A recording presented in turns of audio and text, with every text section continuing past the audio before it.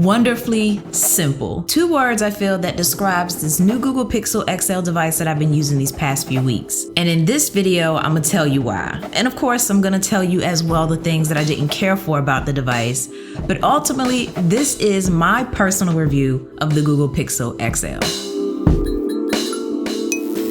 So Google took a swing at making its own device from inside out, design and all, by presenting us with 2 options, the Pixel and the Pixel XL. Now, something I respect them for right off the bat is how they went about presenting us with 2 phone options that may vary in size, but relatively offer some of the same specs. So the only differences between the Pixel and Pixel XL is the battery and the display. Aside from that, they are one and the same, and I love that because it takes the pressure off a bit in jumping up a phone size simply to gain a better camera or more speed or any other exclusive feature that makes you favor one over the other. You can now focus a bit more on which device fits best in hand versus stressing over which features you can't live without, which is my next point. So upon initially holding it, I found it to be quite pleasant. It wasn't slippery at all thanks to the aluminum casing with the glass accent at the top. And at first, I thought this 2-tone design choice was honestly ugly, but I warmed up to it quickly. Maybe because it was different with this standalone design choice that I haven't seen on many other devices, and eventually I could appreciate that jet black dip top. Now along the sides of the device, you're gonna find your SIM tray on the left, volume buttons and power button on the right,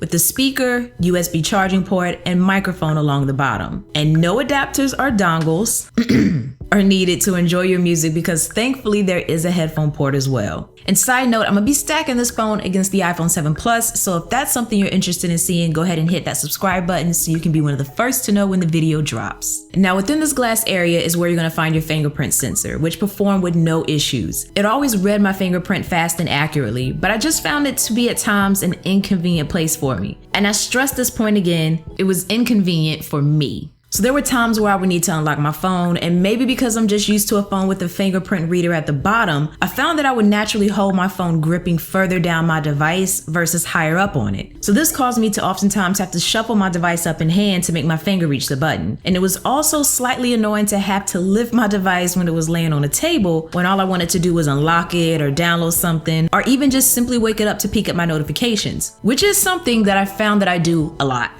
So instead, I found myself resorting to my power button or typing in my codes manually oftentimes and not really using the touch sensor. Now that's not to discredit the other advantages it brings, like the ability to take advantage of swiping down in this area to reveal your notifications. It's just for me, and it's an easier reach from my thumb to extend to the bottom versus my index to the back of my device. But meh, I guess you can say I'll attribute this to my own personal preference. Display-wise though, the Pixel XL is rocking a 5.5-inch AMOLED display. So colors popped, blacks were true in tone, and everything just looked awesome. Videos appeared super vivid and sharp, but not to the point that it was overly saturated, which made even the simple task of watching a YouTube video quite enjoyable with this 1440 by 2560 resolution. Now something that really did blow me away is how stupid fast this thing is. I'd say it has to be the fastest and the smoothest Android device that I have ever used. So it really outperformed my expectations to the point that it made every other device, including my iPhone 7 Plus, just feel a tad bit slower. Plus with this pure stock Android experience, you also don't have to worry about removing duplicate applications or even installing a launcher. Even though I did install Nova Launcher simply because it was familiar and I wanted to change my icon pack. But the point is, I didn't feel that I needed to do it to fully enjoy my device. I just wanted it. And that's the beauty of it. Your device isn't overly cluttered with junk and what feels like apps posing as ads when you first power it up. And speaking of power, I am in love with the battery on this. I was able to not only get through a full day of heavy use, but I found that I didn't even concern myself with carrying a battery pack. And this is with me doing even intensive tasks off the charger. So I listened to my music for a few hours, I used it for navigation for around 30 minutes or more, checked my emails, streamed some YouTube videos, talked a little bit here and there, and was texting all throughout the day, just to name a few things. But this was all done off of one single charge. Now by the end of the day, roughly around midnight, yeah, I was at 10%, but ultimately it just really felt good to not have to fret about having a battery pack on me while I was out on the go. Usually I always make sure before I walk out the house that I have a battery pack or a cable of some form on me, because a dead phone is a no-no. But even if it did happen to die, Google states you can get several hours of use off of a 15-minute charge. I was skeptical on this at first, but I did do my little makeshift test to see if it was true. true. So after my phone died, I charged it for 15 minutes and it went from 0% to 26%. Not bad. So there might be some truth in the statement, especially if you're not doing anything too heavy. Either way, this rapid charge option is convenient because if your device happens to die, you don't have to wait forever to get it juiced back up. Something though that I am still going to be waiting on is a love child of Google Now, Google Search, and Google Assistant. So with the new Pixel phone, Google introduced its own personal assistant, the Android version of Siri, so to speak. She performed fairly well, but I would love to see the other services Google offers kind of mixed in a bowl with Google Assistant. Each already serves their own individual purpose, causing you to use one over the other versus using one that does it all. So one resource for everything, which is at least more ideal for me. But I do love the natural conversation-like flow I can have with Google Assistant, as she did respond quickly and I didn't find myself feeling like I was a robot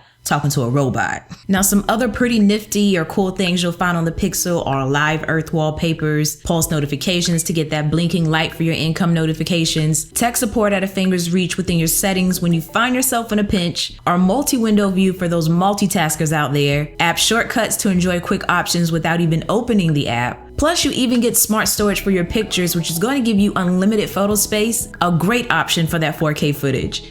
And you can use your Pixel to charge other devices with the included adapter. So there are actually quite a few useful features and not just gimmicky things that look cool to show off to your friends of what your device can do. There are even some camera shortcuts that help to capture the action in the moment, such as a double tap on your power button to launch the camera instantly, or you can just flick your wrist to snap that selfie. And you will want to snap that selfie with this one because the camera is fantastic. One of the best on a smartphone to date. You can grab awesome low light photos with little noise to factor in, and gorgeous, vibrant, sharp images that can at times be a little bit too saturated, but still look very pleasing overall. Even when you're just snapping them, ones like this one that literally made you cringe in just having to take the picture alone, but you did it for the video. You also have really cool photo options like lens blur. However, I did notice that in some photo scenarios, such as when I was taking one of myself, it seemed to struggle in making that background blur properly behind me, but it doesn't look bad. The interface is simple and offers the basics that you need to capture a decent photo, because if you need more, you can always just download an app. And videos looked awesome as well, handling lighting changes and focus fairly good.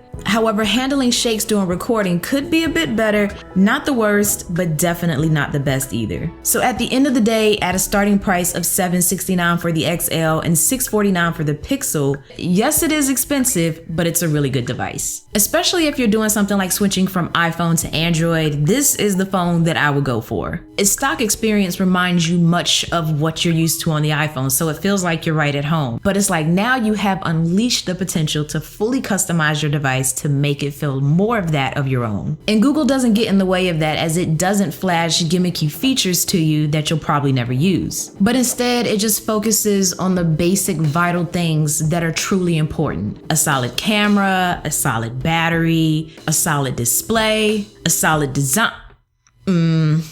Well, a decent design and solid performance. You'll find yourself not just reflecting on what it does, but instead how it does everything so well.